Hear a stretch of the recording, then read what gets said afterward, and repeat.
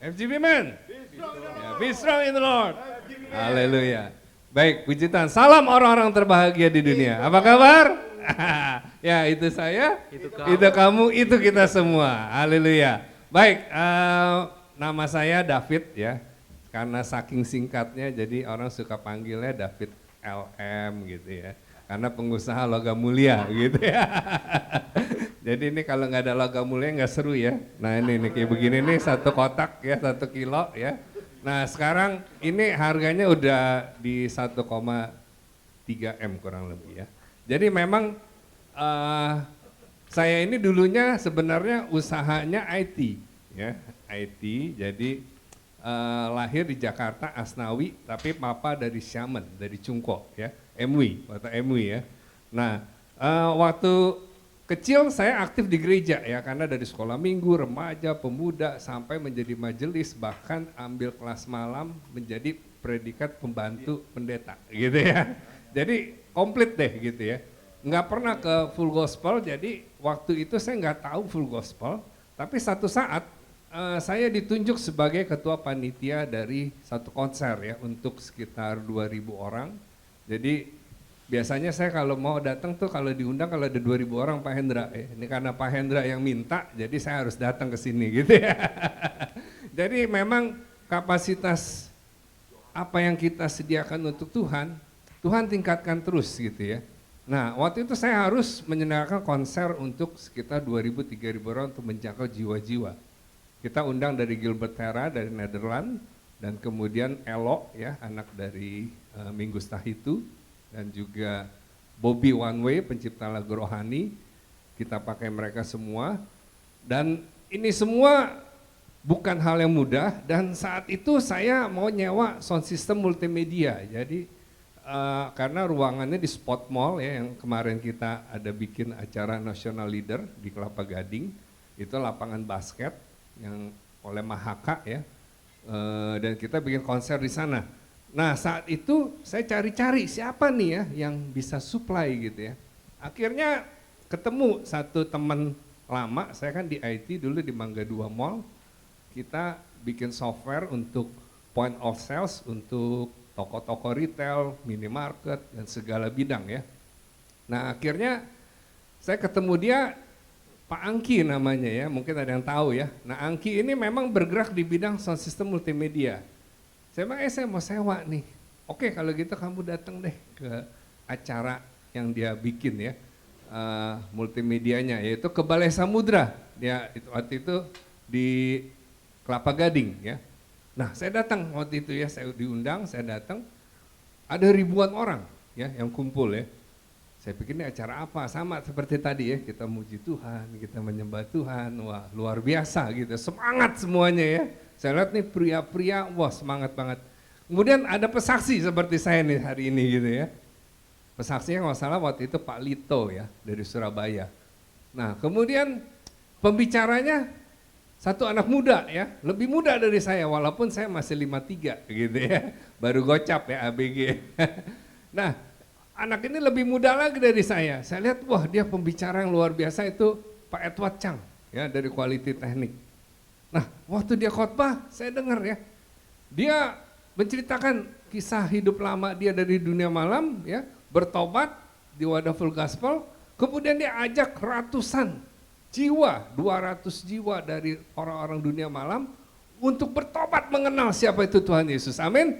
Dan itu luar biasa, saya, waduh, di situ saya bilang saya biasa dari gereja, dari kecil sampai besar, nggak pernah ya membuat gerakan seperti ini, menjangkau jiwa-jiwa walaupun itu di dunia malam ya, di Mabes AU ya, Mangga Besar Agak Ujung katanya ya, itu Pak Jenderal Lukas tuh ya, karena di Angkatan Udara dia sering bawa itu ya.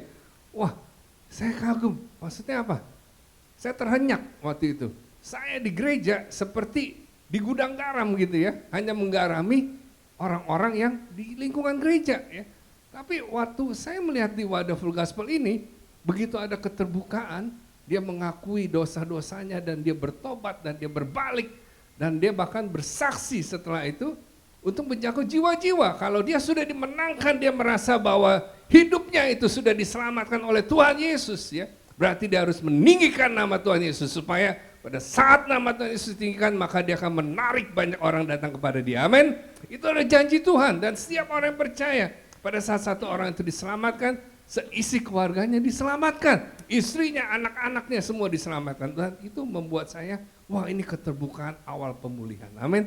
Dan itu yang luar biasa yang membuat saya terhenyak ya.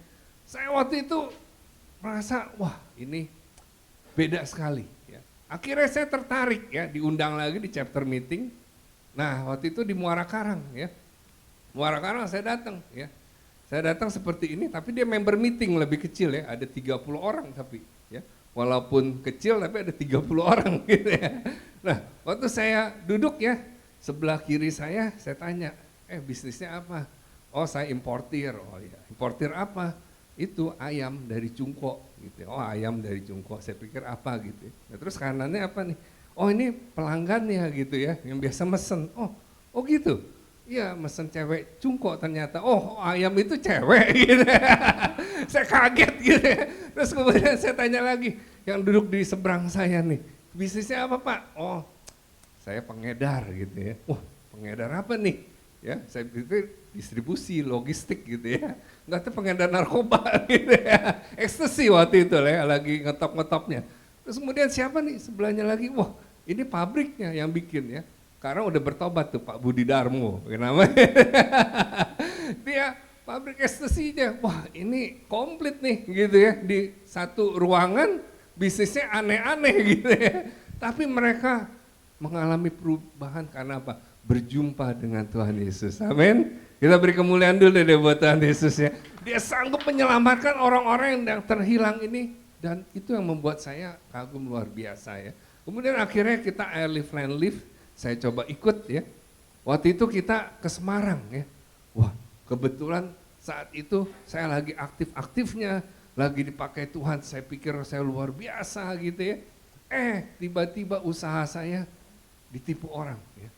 Dalam sekejap usaha yang puluhan tahun saya rintis ya di IT itu ya, lenyap, gone gitu ya. Bahkan punya hutang dan segala macam. Wah, saya bingung nih gimana caranya gitu ya. Akhirnya saya ikut airlift ke Semarang ya. Kenapa? Karena yang nipu saya orang Semarang gitu ya. Jadi saya pikir siapa tahu nih saya ke sana, saya ketemu nih ya sama yang nipu saya nih ya. Tapi ternyata saya nggak ketemu gitu ya, cara Tuhan lain. Tapi apa yang saya dapat waktu saya airlift ke Semarang ya? Saya nginep di rumah Pak Ali ya, di Candi, itu kawasan elit di Semarang ya. Rumahnya besar ya, hampir 2000 meter. Waktu saya nginep sama dia, kita ngobrol berdua ya sama Pak Ali. Pak Ali cerita pengalaman dia ya, dulu waktu Krismon, sebelum Krismon tuh hutang dia hampir 400 miliar gitu ya. Berarti kalau dikali mungkin triliun ya berarti ya, karena kan sebelum Krismon gitu ya. Berarti tinggal kali ya dolar 2.500 naik sampai 15.000, berarti 6 kali lipat ya. Berarti sekitar 2,4 ya. Waktu saya dengar itu, tapi ternyata Tuhan menolong dia. Nah, ini kuncinya ya. Tuhan Yesus sanggup tolong dia. Wah, saya lihat nih utang saya baru sekian M gitu ya, masih ember gitu ya. Ini udah T gitu ya. Tapi ternyata Tuhan tolong dia. Wah, saya semangat waktu itu ya. Pengalaman yang dialami oleh Pak Ali ini selama puluhan tahun bisa saya dengar hanya dalam 10 menit Pak, kesaksian gitu ya. Saya dengar itu, dan ini yang membuat hati saya, wah, luar biasa wadah ini ya. Di mana kesaksian itu menjadi salah satu ujung tombak untuk orang-orang yang datang dijamah oleh Roh Kudus, amin, dan mengalami pertolongan Tuhan. Dan itu yang membuat saya akhirnya aktif ya, kita Airlift Landlift ke Padang, ke Ambon, Surabaya ya, ke Bali, saya pergi semua ya, ke Lampung, ke Pontianak, Singkawang, saya pergi terus ya. Dan akhirnya kita melayani, lihat wah jiwa-jiwa yang begitu luar biasa ya, yang mana mereka boleh mengalami berjumpa dengan Tuhan, dan ini janji Tuhan yang luar biasa. Dan tadi saya bilang lagi ngobrol sama Pak Joni ya, kenal gak ada satu orang dari Sydney dulu, karena dia tahun 2001 balik ya ke Indonesia. Nah itu dia salah satu chapter presiden Yubis Tomang gitu ya. Nah Itu saya undang kita waktu kita bikin Men's Camp ya sama Pak Haryadi, itu pembicara kan salah satunya dia dan juga Pak Laksamana, Madia, Mamahit dan juga Pak almarhum Jenderal Lukas ya. Nah saya undang orang ini kenapa?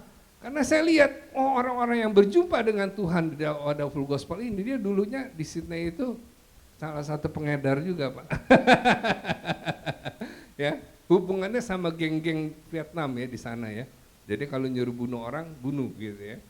Tapi luar biasa, orang ini dari diproses ya, dari begitu jahat sampai akhirnya mengalami perjumpaan dengan Tuhan dan dia melihat tadinya bahkan dia sampai hutang itu keluarga besarnya nggak habis, ya nggak kebayar 7 turunan katanya. Tapi Tuhan rubah ya, Tuhan rubah, diputar balik sama Tuhan. Pada saat dia berbalik sama Tuhan, ternyata dia ngalami terobosan ya. Dia bahkan bikin KKR ya di pelosok-pelosok menjangkau jiwa sampai 50.000 jiwa. Pernah bikin di Nias itu 20.000 jiwa yang datang. Biaya semua habis 1 M lebih, segala 2 M keluar dari kantong sendiri. Selama puluhan tahun. Dan ini yang saya melihat, wah orang-orang yang mengalami perubahan di dalam wadah Full Gospel ini. Mengalami perjumpaan dengan Tuhan. Dia akan berikan segalanya untuk Tuhan Yesus. Amin. Dia mau supaya hidupnya menjangkau jiwa-jiwa supaya dia mengalami bahwa hidup kita ini begitu berharga ditebus oleh Tuhan dan kita harus pakai hidup kita ini untuk menjadi berkat, menjadi terang, garam ya di marketplace ya, jangkau jiwa-jiwa, tidak ada sia-sia. Dan saya lihat orang-orang seperti ini mereka akan mengalami perjumpaan dengan Tuhan. Kalau soal bisnis Tuhan pasti akan pulihkan, amin ya. Dan usaha kita pokoknya kalau LM cuan terus deh gitu ya. Nggak pernah rugi gitu ya. Dan saya lihat orang ini benar ya, beli sama saya waktu itu 30 kilo masih 15 M lah ya. Sekarang udah berlipat-lipat ya. Tapi ada sebagian dia jual untuk pelayanan. Dan itu luar biasa ya. Saya melihat orang-orang seperti ini tidak memikirkan bahwa apa yang dia miliki itu menjadi milik kepunyaan dia, tapi dia mau pakai hidup dia untuk menjangkau jiwa-jiwa. Dan ini yang saya rasakan dan saya percaya kita semua ada di sini. 2016 saya nggak sempat balik ke kampung halaman ya di Xiamen ya, tapi saya ikut Pak Vince Kwan ya, tahu di sini ya, 2016 itu kita ketemu dengan salah satu petinggi Partai Komunis di sana, Madam Chow. Dia membawa 300 korporat yang rata-rata asetnya di atas ratusan triliun ya. Dan mereka kita bawa jenderal-jenderal di sini ya, sama Pak Mamahit, ya, Pak Jenderal Erwin Tobing, Pak Darpito, ya. Kita bawa semua dan beberapa jenderal yang lain. Dan saya lihat di sana, saya sempat mengunjungi satu kota, itu namanya Haikou, ya.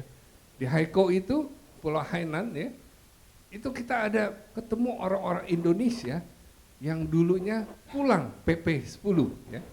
Pada saat pulang, mereka tinggal di sana, mereka harus pilih mau warga negara China apa warga negara Indonesia, ya. Akhirnya saya melihat di situ, wah ternyata ada orang-orang Indonesia yang mau tinggal di sana. Dan pada saat kita datang, saya nyanyikan ini Pak di sana ya. Ju Yesu ai wo, Ju Yesu ai ni, Ju Yesu ai ta. Ya. Wah pada saat mereka dengar itu, mereka di Jamalitan dan kita bagikan majalah-majalah Voice, waktu itu ada edisi Mandarin ya, kita bagikan. Begitu juga di kantor Duta Besar Indonesia waktu itu Pak Sugeng ya, di Beijing kita juga bagikan pada dia. Dan saya melihat wadah Full Gospel ini akan dipakai Tuhan dengan luar biasa. Saya lihat ada Alex ini, Alex juga ya, Alex Kurniawan boleh berdiri bro. Nah ini juga perintis ya di Full Gospel untuk menjangkau jiwa-jiwa di China. Ya itu aja, Tuhan Yesus berkati ya. Oke.